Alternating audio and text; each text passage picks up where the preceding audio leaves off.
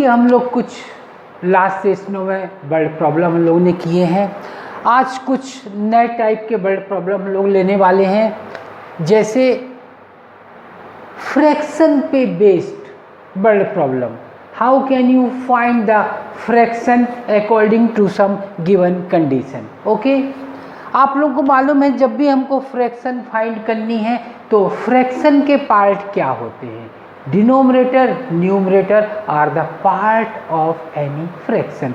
तो हम लोगों को न्यूमरेटर और डिनोमिनेटर ही कंसीडर करने होंगे फ्रैक्शन को फॉर्म करने के लिए। ठीक है, फर्स्ट क्वेश्चन हम लोग देखते हैं। Denominator is 4 more than twice the numerator. ये हमारी फर्स्ट कंडीशन है। ठीक है, both denominator and numerator decrease by 6, then fraction, then denominator become 12 times the numerator. ये सेकंड कंडीशन है। चलिए इसकी हम लोग शुरुआत करते हैं। हम लोग कंसीडर करते हैं numerator is equal to x and denominator is equal to y। तो फ्रैक्शन होगी x upon y, numerator upon denominator, ये हमारी फ्रैक्शन बनेगी। लेकिन इस क्वेश्चन में क्या कंडीशन है, denominator is 4 more than twice the numerator. चलिए हम लोग सबसे पहले लिखते हैं x is equal to y, x is equal to y। बिल्कुल सिंपल, ये वाला आप लोग लॉजिक यूज करेंगे, बहुत अच्छा ये लॉजिक रहता है। x is equal to y, ये तो हम लोगों ने लिया हुआ है, लेकिन एक्चुअल में ये दोनों इक्वल नहीं है। अब हम लोग वापस कंडीशन देखते हैं। Denominator is 4 more than twice the numerator. Denominator देखिए यहाँ पे यदि हम लोग इसको y is equal to x लिखें तो शायद ज़्यादा अच्छा होगा। ये y is equal to x, numerator twice, 4 more than twice the numerator. ठीक है, चलिए y इज इक्वल टू, सबसे पहले इसको 2x करना होगा, न्यूमरेटर ट्वाइस है। अभी भी डिनोमिनेटर न्यूमरेटर को 2 टाइम्स करने के बाद भी डिनोमिनेटर 4 ज़्यादा है। दैट मीन्स अभी भी ये वाली साइड लोअर तरफ जा रही है, लोअर साइड में जा रही है। इसमें हमको 4 और ऐड करनी होगी। अभी एक इक्वेशन बैलेंस है। Denominator is 2 times the numerator plus 4। ये हमारी बनने वाली है इक्वेशन नंबर 1। सेकंड कंडीशन देखते हैं। Both the numerator and denominator decrease by 6। चलिए हम लोगों ने x is equal to y, दोनों में से हमने 6 सब्ट्रैक्ट कर दिया।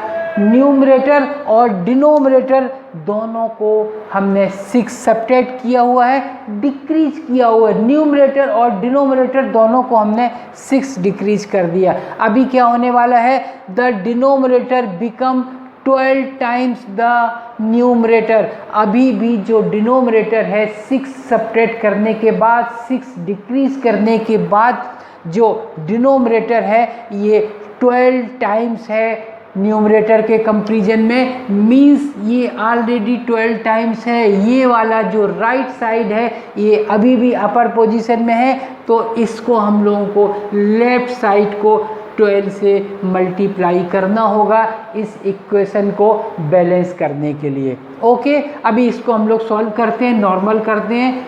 12x minus 72 is equal to y minus 6। ये हो जाएगी 12x minus y is equal to 6 को राइट साइड में लेके जाएंगे हम लोग, तो ये हो जाएगी 66 पॉजिटिव। ओके, अभी ये इक्वेशन नंबर 2। यहाँ पे फर्स्ट और सेकंड इक्वेशन को हम लोग देखते हैं तो ये चीज़ क्लियर है कि हम लोगों को एलिमिनेशन नहीं, सब्स्टिट्यूशन मेथड यूज करना चाहिए। ज़्यादा यूजफुल होने वाला है वो मेथड हमारे लिए। तो यहाँ से हम लोग इसकी वैल्यू यहाँ पुट करते हैं। 12x minus 2x minus 4 is equal to 66, So it is 10x is equal to 70 implies that x is equal to 7 means जो हमारी न्यूमरेटर है रिक्वायर्ड फ्रैक्शन की जो न्यूमरेटर है उसकी वैल्यू 7 यहाँ आई हुई है। अभी हम लोग फाइंड करेंगे डिनोमिनेटर। इस इक्वेशन से हम लोग आसानी से डिनोमिनेटर फाइंड कर सकते हैं। y is equal to 2x 2 multiply 7 plus 4 so y is equal to 80। Fraction क्या हो गई हमारी, न्यूमरेटर की वैल्यू आई है 7 और डिनोमिनेटर है 18 तो हमारी फ्रैक्शन हो जाएगी 7/18। ठीक, फिर चेक करने का प्रोसेस मैंने आपको लास्ट सेशन में भी बताया था। You can easily check either this answer is true और फॉल्स। ओके, 7 कंडीशन क्या है, यहाँ पे आप देखेंगे सेकंड कंडीशन हम लोग यहाँ पे अप्लाई करते हैं, दोनों में से 6 हम लोग डिक्रीज कर देते हैं। It is 1/12। बिल्कुल क्लियर हो गया। Denominator is 12 times the numerator. Answer हमारी बिल्कुल सही है, कोई प्रॉब्लम नहीं है इसमें। क्वेश्चन नंबर 2 भी हमारी फ्रैक्शन पे बेस्ड क्वेश्चन है। क्या कंडीशन है, a fraction become 9/11 if 2 added to both numerator and denominator, and second condition if 3 is added to both numerator and denominator fraction become 10/12। First condition हम लोग लेते हैं, ये तो हमारा कॉमन है, numerator is equal to x and denominator is equal to y, ये हम लोगों ने यहाँ पे कंसीडर किया हुआ है। आप देखेंगे यदि इनकी हम लोग फ्रैक्शन बनाते हैं, it is x upon y, numerator upon denominator. Now we are adding 2 to both numerator and denominator, then function will be 9/11। Okay, यहाँ पे हम लोग क्रॉस मल्टीप्लाई करते हैं तो हमको क्या रिजल्ट मिलने वाली है, 11x plus 22 is equal to 9/+18। 11x plus 22 9/+18। Okay, इसको नॉर्मल करते हैं, it is 11x minus 9y is equal to कितनी हो जाएगी, ये राइट साइड में ट्रांसफ़र करेंगे 22 को, it is -4। Equation number 1। Second condition लेते हैं अभी हम लोग। सेकंड कंडीशन क्या है, if 3 is added to both numerator and denominator then fraction is 10/12। Okay, so it is x plus 3 upon y plus 3 is equal to 10/12। मैंने यहाँ पे न्यूमरेटर और डिनोमिनेटर दोनों में 3 ऐड किया हुआ है according to the condition. So it is 12x plus 36 is equal to 10/+30। इसको हम लोग नॉर्मल करेंगे, it is 12x minus 10y is equal to -6। यहाँ पे आप देखेंगे 2 को रिमूव किया जा सकता है और हम लोग वही करने वाले हैं।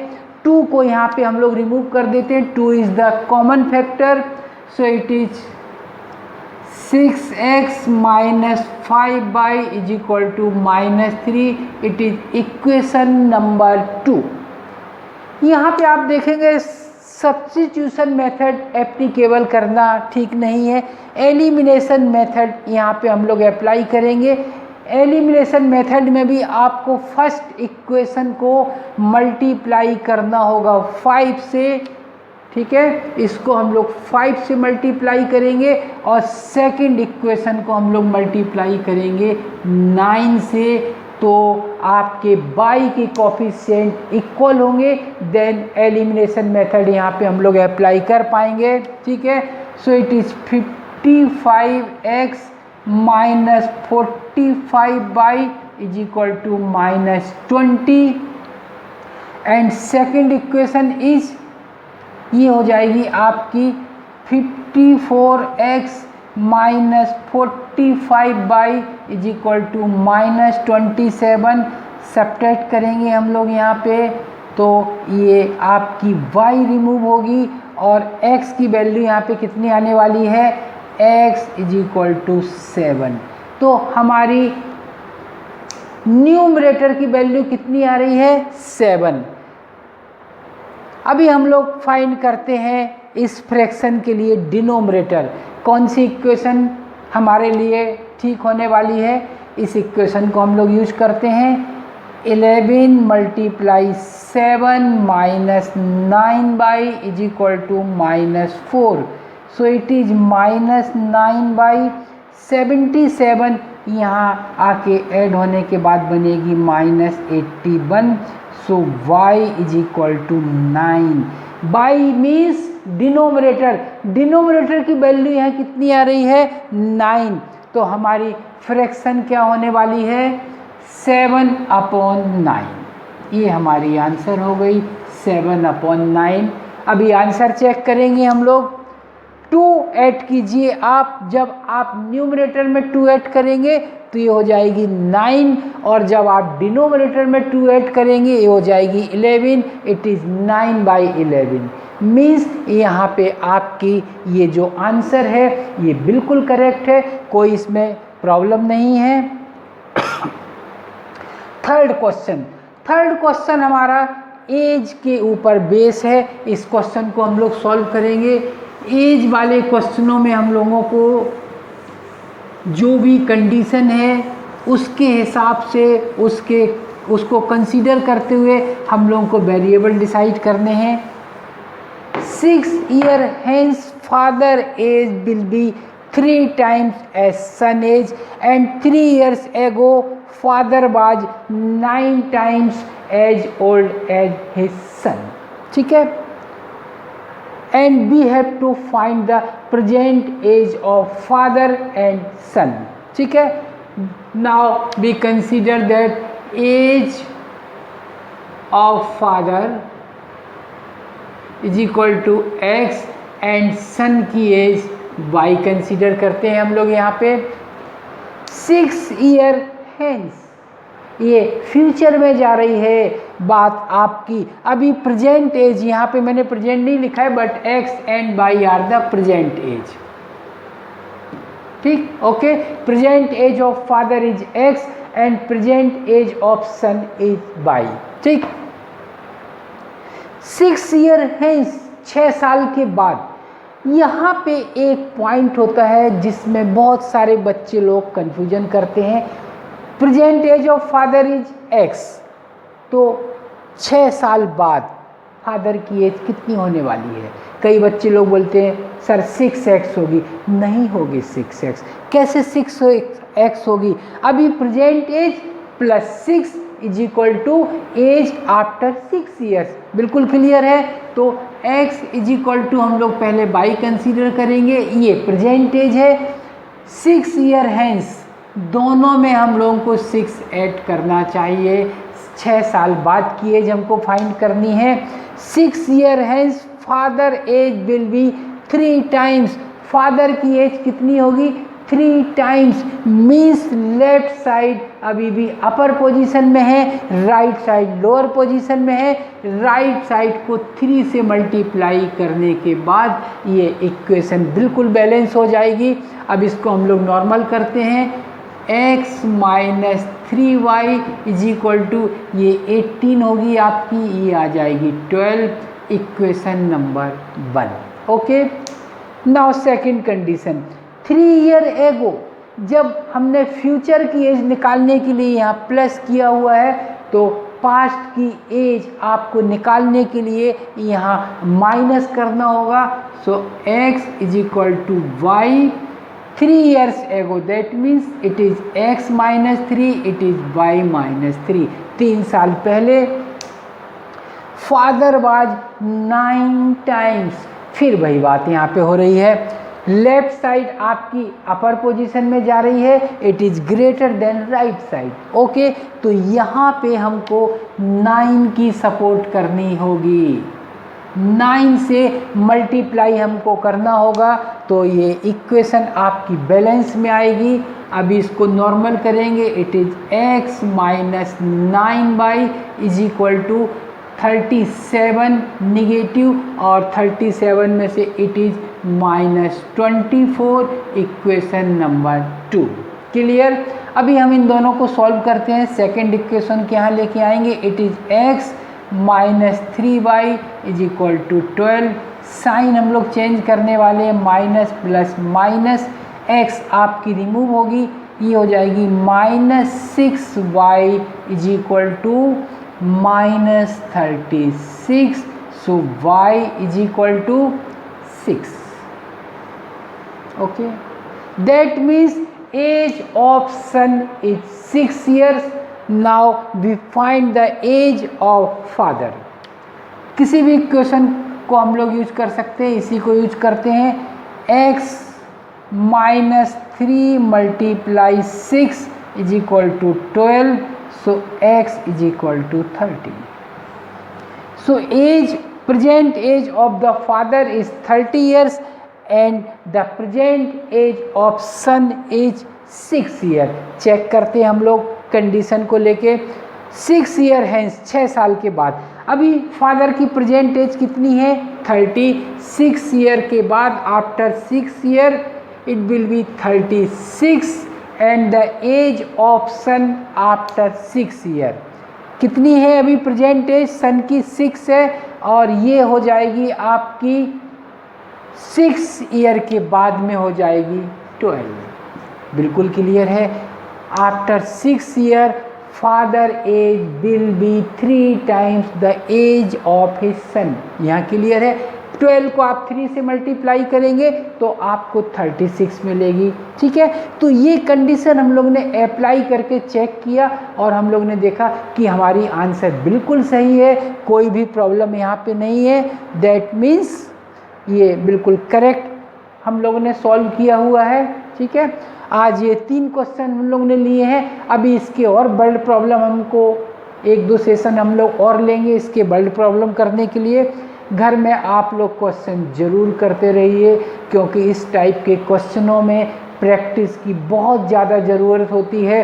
प्रैक्टिस नहीं होगी तो आप एग्ज़ाम में कन्फ्यूजन होंगे आपको, और फिर ये गलत सॉल्व हो सकती है। ठीक है, चलिए।